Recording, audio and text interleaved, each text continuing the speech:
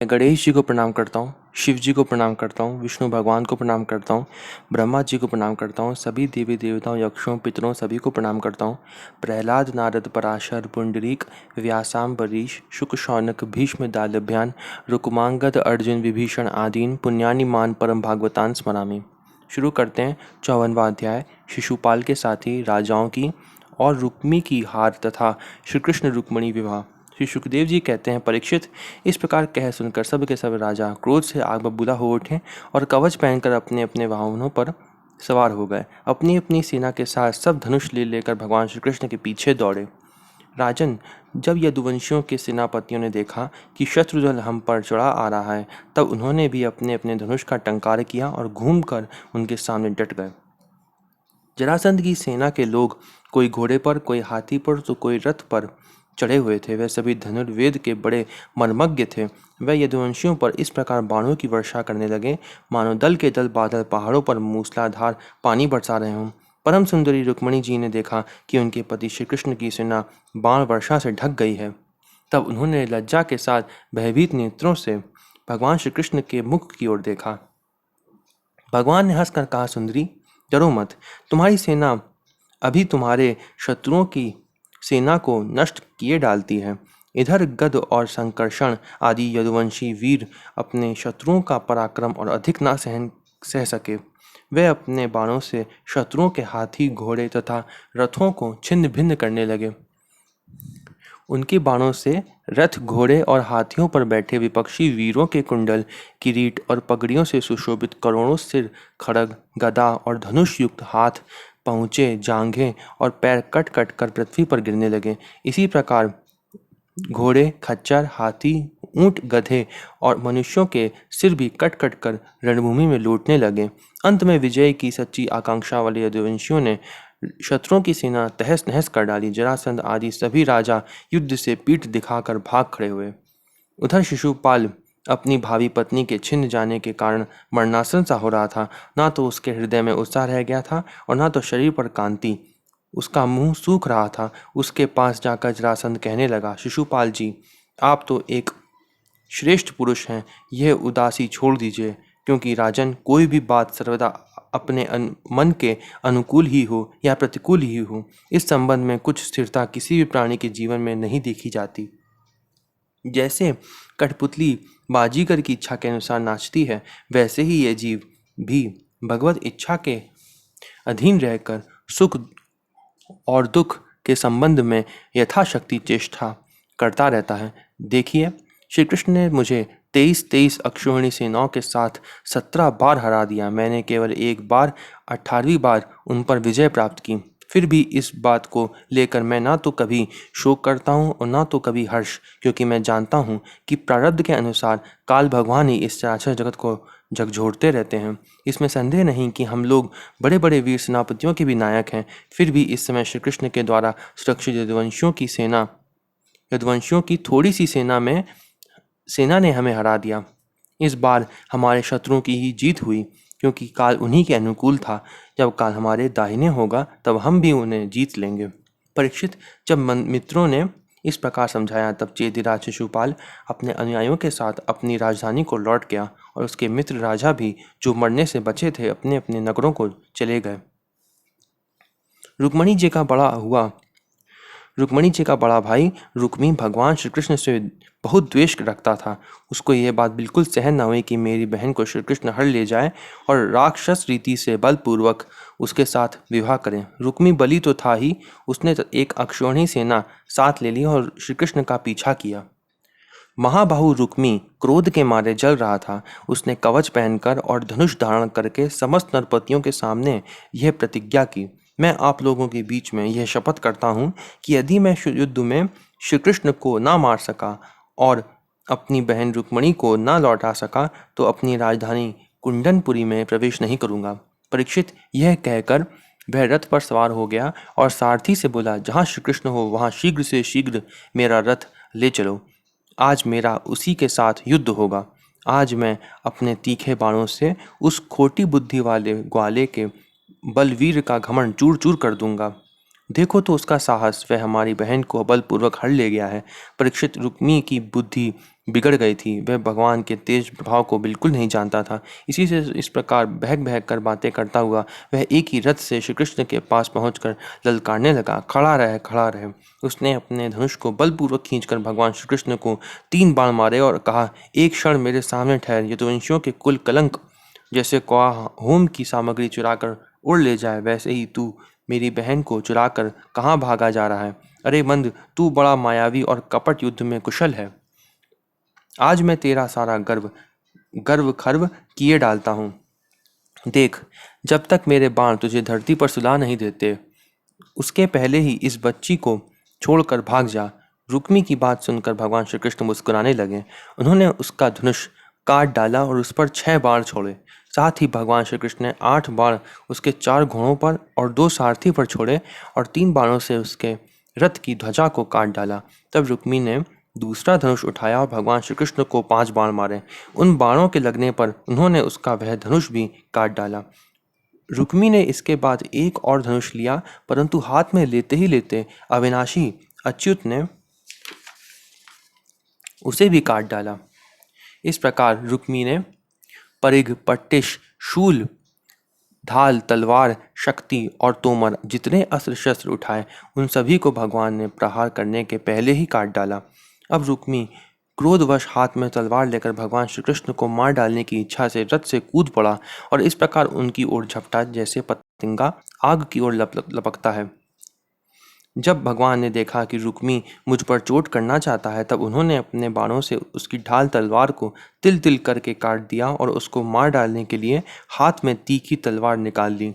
जब रुक्मणी जी ने देखा कि यह तो मैं हमारे भाई को अब मार ही डालना चाहते हैं, तब वह भय से विवल हो गई और अपने प्रियतम पति भगवान श्री कृष्ण के चरणों पर गिरकर करुण स्वर में बोली, देवताओं के भी आराध्य देव जगतपते, आप योगेश्वर हैं। आपके स्वरूप और इच्छाओं को कोई जान नहीं सकता। आप परम बलवान हैं, परंतु कल्याण स्वरूप भी तो हैं। प्रभु, मेरे भैया को मारना आपके योग्य काम नहीं है। श्री सुखदेव जी कहते हैं, परीक्षित, रुक्मणी जी का एक एक अंग भय के मारे थर थर कांप रहा था।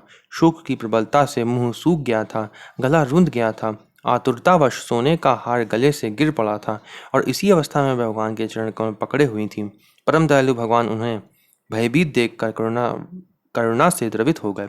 उन्होंने रुक्मी को मार डालने का विचार छोड़ दिया। फिर भी रुक्मी उनके अनिष्ट की चेष्टा से विमुख ना हुआ। तब भगवान श्री कृष्ण ने उसको उसी के दुपट्टे से बांध दिया और उसकी दाढ़ी, मूंछ तथा केश कई जगह से मूड़कर उसे कुरूप बना दिया।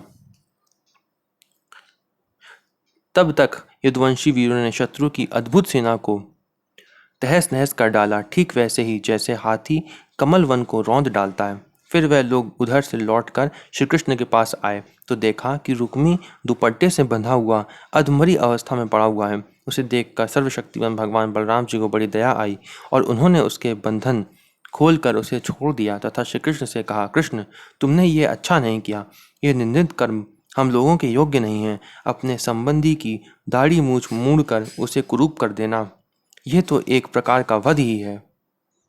इसके बाद बलराम जी ने रुक्मणी को संबोधन करके कहा, साध्वी, तुम्हारे भैया का रूप विकृत कर दिया गया है। यह सोचकर हम लोगों से बुरा न मानना, क्योंकि जीव को सुख दुख देने वाला कोई दूसरा नहीं है। उसे तो अपने ही कर्म का फल भोगना पड़ता है।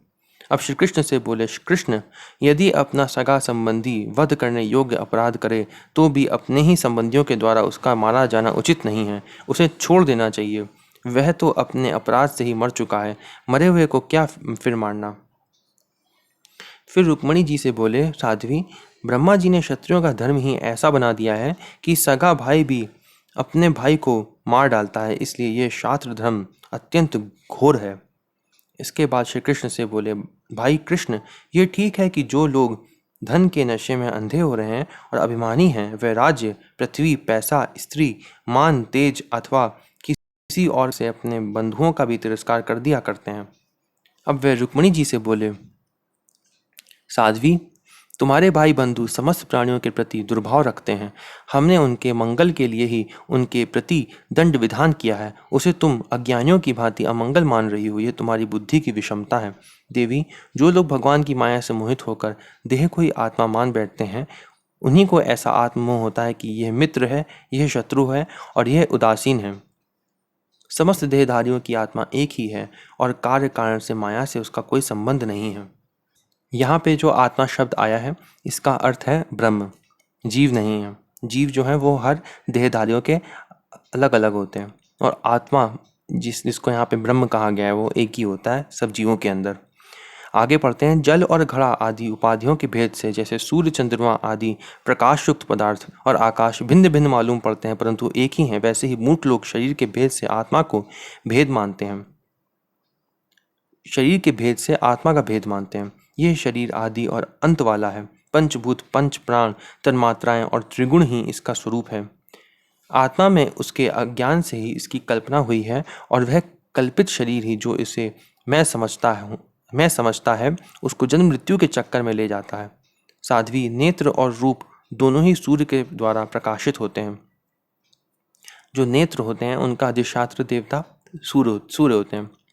सूर्य ही उनका कारण है, इसलिए सूर्य के साथ नेत्र और रूप का ना तो कभी वियोग होता है और ना संयोग। इसी प्रकार समस्त संसार की सत्ता आत्मसत्ता के कारण जान पड़ती है। समस्त संसार का प्रकाशक आत्मा ही है। फिर आत्मा के साथ दूसरे असत पदार्थों का संयोग या वियोग हो ही कैसे सकता है। जन्म लेना, रहना, बढ़ना, बदलना, घटना और मरना, ये सारे विकार शरीर हैं, आत्मा के नहीं। जैसे कृष्ण पक्ष में कलाओं का ही क्षय होता है, चंद्रमा का नहीं, परंतु अमावस्या के दिन व्यवहार में लोग चंद्रमा का ही क्षय हुआ कहते सुनते हैं, वैसे ही जन्म मृत्यु आदि सारे विकार शरीर के ही होते हैं, परंतु लोग उसे भ्रमवश अपने आत्मा का मान लेते हैं।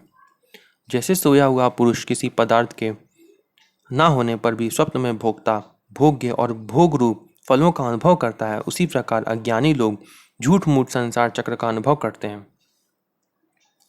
इसलिए साध्वी, अज्ञान के कारण होने वाले इस शोक को त्याग दो। यह शोक अंतःकरण को मुरझा देता है, मोहित कर देता है, इसलिए इसे छोड़कर तुम अपने स्वरूप में स्थित हो जाओ। श्री सुखदेव जी कहते हैं, परीक्षित, जब बलराम जी ने इस प्रकार समझाया तब परम सुंदरी रुक्मिणी जी ने अपने मन का मैल मिटाकर विवेक बुद्धि से उसका समाधान किया। रुक्मी की सेना और उसके तेज का नाश हो चुका था, केवल प्राण बच रहे थे। उसके चित्त की सारी आशा अभिलाषाएं व्यर्थ हो चुकी थीं और शत्रुओं ने अपमानित करके उसे छोड़ दिया था। उसे अपने विरूप किए जाने की कष्टदायक स्मृति भूल नहीं पाती थी, अतः उसने अपने रहने के लिए भोजकट नाम की एक बहुत बड़ी नगरी बसाई। उसने पहले ही यह प्रतिज्ञा कर ली थी कि दुर्बुद्धि श्री कृष्ण को मारे बिना और अपनी छोटी बहन को लौटाए बिना मैं कुंडिनपुर में प्रवेश नहीं करूंगा, इसलिए क्रोध करके वह वहीं रहने लगा। परीक्षित, भगवान श्री कृष्ण ने इस प्रकार सब राजाओं को जीत लिया और विदर्भ राजकुमारी रुक्मिणी जी को द्वारका में लाकर उनका विधि पूर्वक पाणी ग्रहण किया। हे राजन, उस समय द्वारकापुरी में घर घर बड़ा ही उत्सव मनाया जाने लगा। क्यों ना हो, वहां के सभी लोगों का यदुपति श्री कृष्ण के प्रति अनन्य प्रेम जो था, वहां के सभी नर नारी मणियों के चमकीले कुंडल धारण किए हुए थे। उन्होंने आनंद से भरकर चित्र विचित्र वस्त्र पहने दूल्हा और दुल्हन को अनेकों भेंट की सामग्रियां उपहार में दी। उस समय द्वारका की अपूर्व शोभा हो रही थी। कहीं बड़ी बड़ी पताकाएं बहुत ऊंचे तक फहरा रही थीं। चित्र विचित्र मालाएं, वस्त्र और रत्नों के तोरण बंधे हुए थे। द्वार द्वार पर दूब, खील आदि मंगल की वस्तुओं से जल भरे कलश, अर्गजा और धूप की सुगंध तथा दीपावली से बड़ी ही विलक्षण शोभा हो रही थी। मित्र नरपति आमंत्रित किए गए थे। उनके मतवाले हाथियों के मध्य से द्वारका की सड़क और गलियों का छिड़काव हो गया था। प्रत्येक दरवाजे पर केलों के खंभे और सुपारी के पेड़ रोपे हुए बहुत ही भले मालूम होते थे।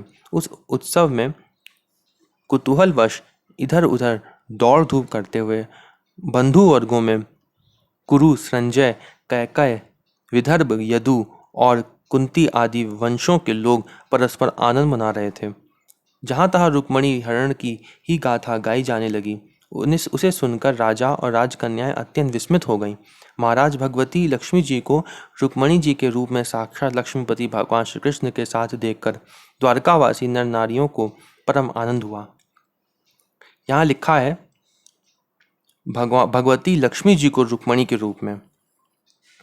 यहाँ इससे सिद्ध होता है कि रुक्मिणी जी ही लक्ष्मी जी हैं। ये अध्याय यहीं पे समाप्त होता है। हम लोग अगला अध्याय पढ़ेंगे 55वां अध्याय अगली वीडियो में। प्रद्युम्न का जन्म और शंबरासुर का वध। ओम नमो भगवते वासुदेवाय।